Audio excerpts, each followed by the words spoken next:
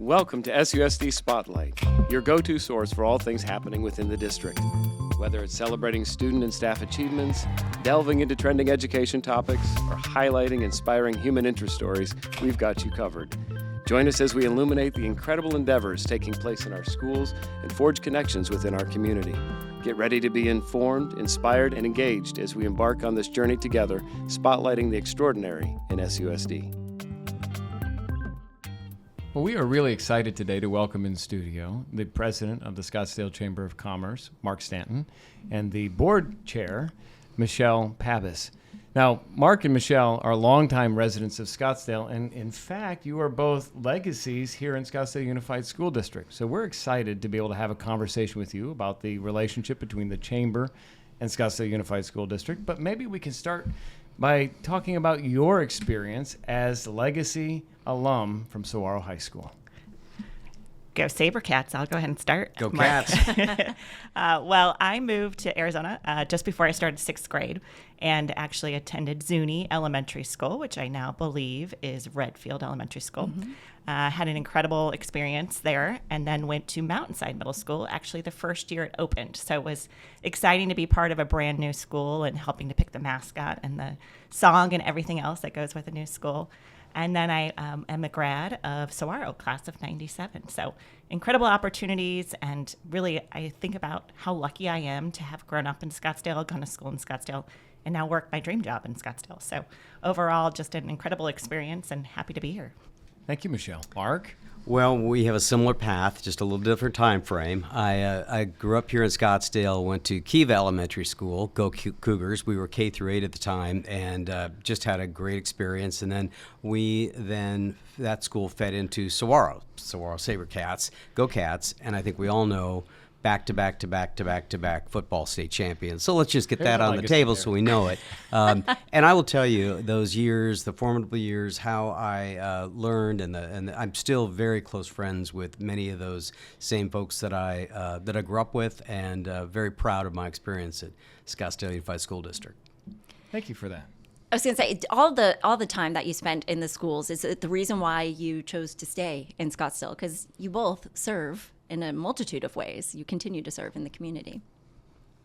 Well, I think that this community is very much my home, and it's very much the area that I grew up in. I went to college out of state, and I checked that box, and I really couldn't think of any place where I would rather be. And so now I'm lucky enough to be raising my family in the area. And I'll tell you, I drive by and I see the old schools that, new schools actually. We've got a new Kiva Elementary School, which looks remarkable, and Saguaro. And I'm just so proud of the legacy that's had, and so grateful that I can be part of that in my role now at the Chamber, but also seeing what a great partner is that SUSD is to so many stakeholders. Agreed. I think growing up in Scottsdale, I just had so much opportunity. And I think about how that shaped my choice in colleges, careers, and what I do now in community boards and organizations. And I think it is one of those you want to give back and you feel a connection to our schools, to our community. And then I think it's a little bit of, we're the biggest little small town.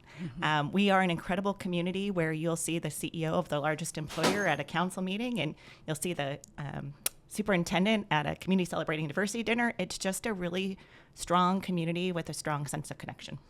So, the Chamber of Commerce. Not everyone knows what a Chamber of Commerce is or does. So, Mark, maybe you can talk to us a little bit about how long you've been the president of the Chamber of Commerce. And Michelle, maybe talk both about your role as a leader of the board, but then also what you do in your day job. Sure. Well, thank you, Dr. Mazzell. I'm very lucky that when I was started my career in marketing, I had a small business, and I joined the Chamber, and that's over 25 years ago, and I became a member of the Chamber. I really enjoyed it, and it benefited my business. And then moving along, I had the opportunity to serve on the Chamber Board of Directors, which I, again, enjoyed very, very much and saw the impact. And about 6 years ago, the Chamber was looking for a new leader to help in the administration and oversight of the Chamber, and I was lucky enough to get appointed to that role. I've been there a little bit better than 6 years now. And the Chamber is a key part of many communities. It's all independent independent chambers at different cities and different locations. It's an independent, non-governmental, not-for-profit organization, and really it is business connectivity. So I'm lucky enough to say that our chamber in Scottsdale was engaged and up and running before the city ever became Scottsdale. And point of fact, the leadership of the chamber determined where major intersections would be and actually how the charter form of government would be set up. And very proud of that lineage that's come from the chamber, and the chamber has continued that pathway. We're great partners to the city. We're not funded by the city. We're funded by our great membership and our sponsors. And we have a vital role in connecting businesses, not only to each other, but to community partners, education, the arts, not-for-profits. And that's what the chamber's role is. We're a convener of industries and businesses, a conveyor of information. Thank you, Mark. Michelle.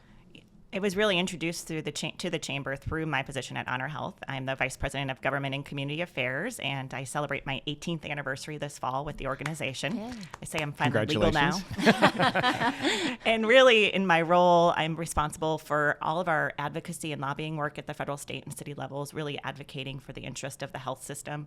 Honor Health is a nonprofit health system headquartered here in Scottsdale, Arizona. We are the largest employer in Scottsdale, and actually the 9th largest employer in the state. So we've really grown as this community has grown from a one-story hospital at Osborne to now 6 hospital facilities throughout the Scottsdale, Phoenix area, and a number of ambulatory spaces as well. And I feel fortunate to have really worked for great leadership since I started at Honor Health, then Scottsdale Healthcare. And my CEO of Scottsdale Healthcare, Tom Sadbury, was engaged at the chamber at that time, a former board chair. And he always stressed the importance of engaging in the community. In fact, always reminding us we're only as good as the community we serve. And so I had the opportunity to join chamber committees, be a part of the executive committee and the board, and then ultimately serve as the board chair. It's been an incredible experience just to learn all about all the different businesses and groups that exist in Scottsdale and how we come together to really continue to promote business and economic growth. I think that's an important point when we think about the intersection between education, workforce development, and economic development. And the chamber plays an important role in connecting various players. Can you talk a little bit about how you envision, both past successes in partnering with the school district and connecting businesses, but what you envision the future to look like in terms of the role the chamber can play in creating opportunities for students who are going through the system and how they can learn about career opportunities when they leave our system?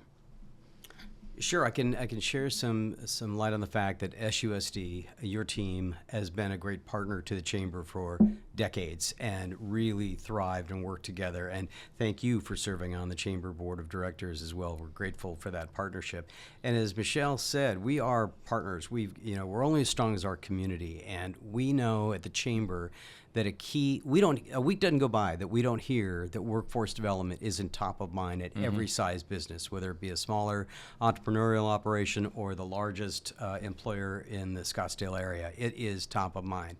But we also know that businesses have changed and education has changed, and we are trying to be thoughtful and good in how we set programming up that helps maximize the opportunities for helping build a strong workforce and channel that workforce. We are hopeful that a lot of those students that are matriculating through SUSD will stay in the Scottsdale area, that will become part of the community. That doesn't mean they have to go on to 4-year degrees. Some will go to trade schools, some will do other chapters that they may go to, but we want to keep that talent pool, and we know how essential that is. So outreach from programming that may be mentorships or internships, it may be aligning for discussion groups with chamber members. We've done a number of workforce development programs. We did one just a few weeks ago. We're going to have several this year, talking about how businesses can learn how to approach hiring and looking towards younger folks in the workforce, and we see it as an ongoing partnership. And the future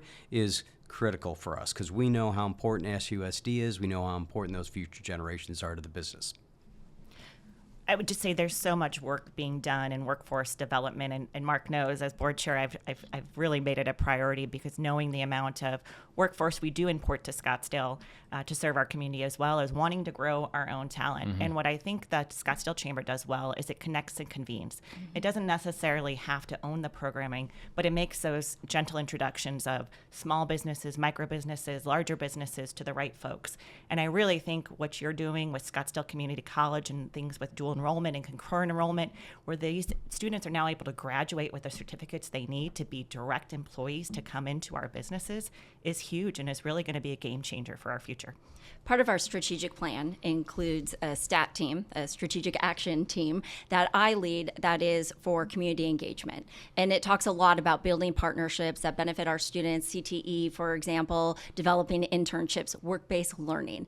Having a chamber member, which we have, part of our group has been super instrumental in convening the right people, the right groups around providing these opportunities for our students. I know we've been able to develop internships for our students as a result of that, and working now with the young rising professionals to align career opportunities. And the young rising professional group specifically is neat in the way that they can help mentor kids that are going to hear it from somebody a little bit younger. Can you talk a little bit about that group specifically and the way they're reaching out?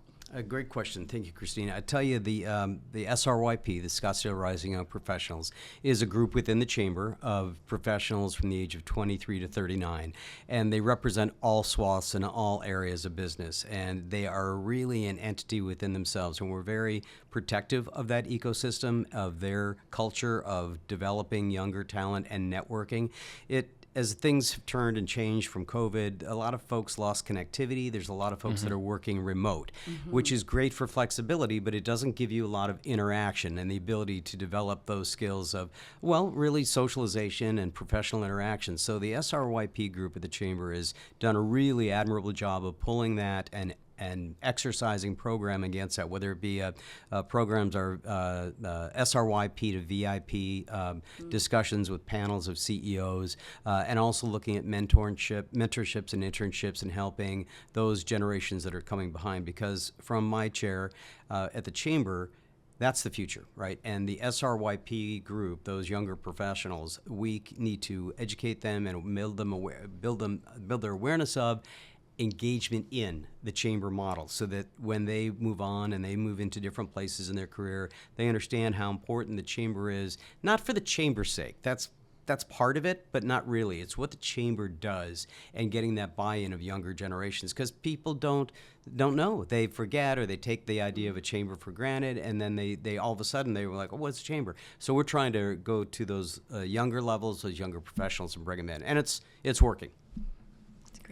I agree. I think there are a future of both the Chamber leadership as well as community leadership. And I'm so thrilled to hear that you're partnering with them, because agreed, there's a little bit of learning from those that have gone before you and being able to ask those questions. And I think I've always been really impressed by Scottsdale Rising Young Professional, the quality programming they put on for one another, the networking opportunities, thinking outside the box. I think we can learn from all of them to continue to grow and evolve. And it seems to me that the quality of life that we experience here in Scottsdale is not something that just happens by accident. It's careful planning, people who are thoughtful about what kind of community we want, and the Chamber plays a critical role in helping to set the stage. So as we think about where Scottsdale's going in the future, what are the things that you see on the horizon that would be relevant for people within the educational community to be thinking about related to the Scottsdale of the future that we want for our children and the next generation?